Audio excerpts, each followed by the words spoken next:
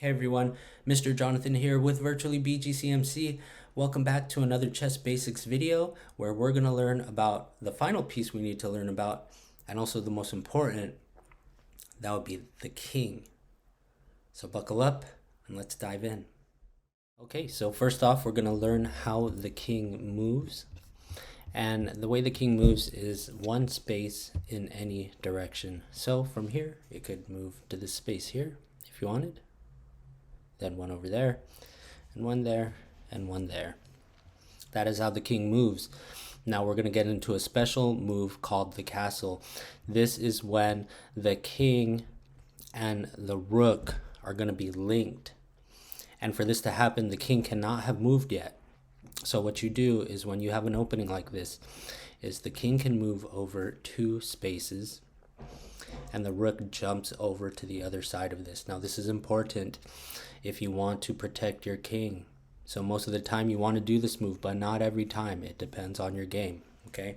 And then this brings us to something in the game called check. Now check happens is when one side is threatening to capture the other side's king. And in this case, for example, the white queen, if it moves here, it's going to threaten the black king. Now there are 3 ways to get out of check. The first, very simple, you could just get the king and move it out of the way to a safe space, like here. Or you could take another piece that you have and block the king from the threatening piece. And the final way is to actually capture the threatening piece with your piece.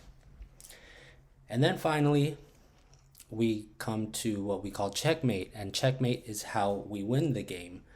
So, for example, here, if the white queen moves over to g7, then that puts the black king in a situation where it cannot move to a safe space and it cannot capture the white queen because the queen is being protected by its king.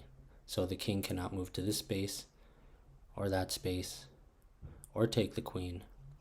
And in this case, white wins through checkmate. Now those are all the basics about the king. Hope you learned a lot.